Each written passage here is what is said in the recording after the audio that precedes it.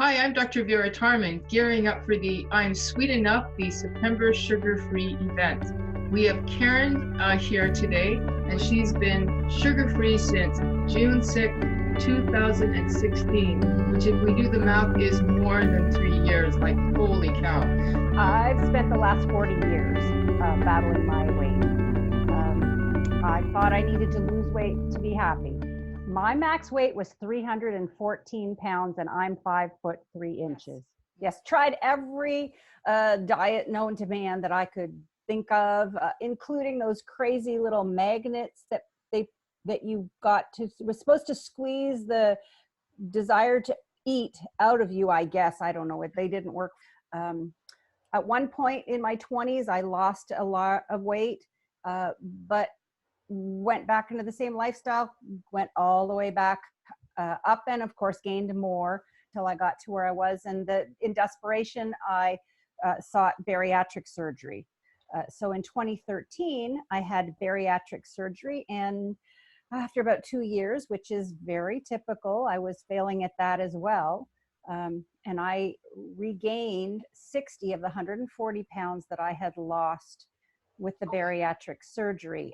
It's the gastric bypass surgery, the RU-NY is what I heard about. The food addiction trial program from another bariatric patient that you were doing through Renaissance. And it was like an aha, oh my goodness, this is something else I need to do. That my food addiction was no different from the other ladies who were in the house who were addicted to drugs or alcohol. Mm-hmm. It was, through all of the work that we did there, realizing that I was a sugar addict, and the lights just came on. I knit, so I even brought my knitting to Renaissance, and so I knit. It keeps my hands busy. Those holidays, yeah, you can't avoid them.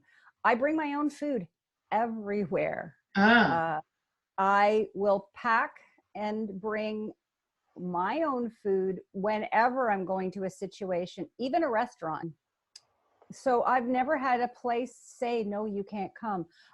If I am going somewhere where I know there are plenty of things that I can eat, I have a little travel scale and I weigh and measure everything that they serve me. Uh-huh. I bulk cook. Yes. It is time consuming, but I bulk cook. And so in my freezer at any given time, there's at least a dozen meals. I prepare my lunch, my breakfasts. I have yogurt and berries and nuts, and I prepare that so I can just grab and go out of the fridge my breakfast. I eat my breakfast at work and grab and go my lunch. Sometimes there's 3 or 4 big batches of vegetables that are already cut up that I have in the fridge, and often I have those pre-weighed for what I'm going to be eating that meal. Yeah. For breakfast, I have 8 ounces of yogurt, 8 ounces of berries, and an ounce of nuts. For me, it's pumpkin seeds. That's what I prefer. For lunch, I cook. I cook in batches of 6, this thing called crack slaw. And you can Google the recipe, it's online. For supper, I have, often I buy a fajita mix that's pre-frozen. It's peppers and onions. Mm-hmm. And 20 ounces of those in the frying pan with some kind of lean meat. And so that I'm having my 3 measured meals a day and nothing in between. So I don't feel deprived at all. Uh-huh. And I really enjoy my food. It's delicious. And I think food was, the natural healthy foods out there were created to be delicious. Yeah. Do you feel in any way that you have cravings that you have to use willpower to control? I guess I would have to say every once in a while, if I have a lot of company, and I have had a very busy weekend, for instance, and you helped me have a very healthy fear of never of yielding to a craving, because getting abstinent again could be very much worse the next time, and I just don't want to have to go through that again.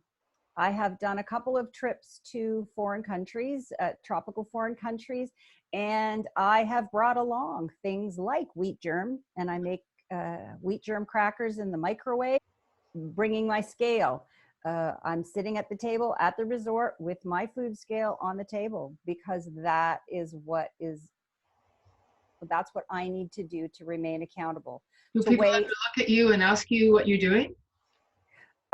yeah, and so I tell them, I choose not to eat sugar, grains, and flour, and I'm weighing this to make sure I have enough when it's meat, not too much, and I'm weighing the vegetables because I want to make sure I have enough. It can be an issue when people say, "Oh, why don't you have just a little bit?" Yeah. Uh, what about your cheat day? And I say cheat day is a myth, Huh. because a cheat day just makes me want to cheat the rest of the week.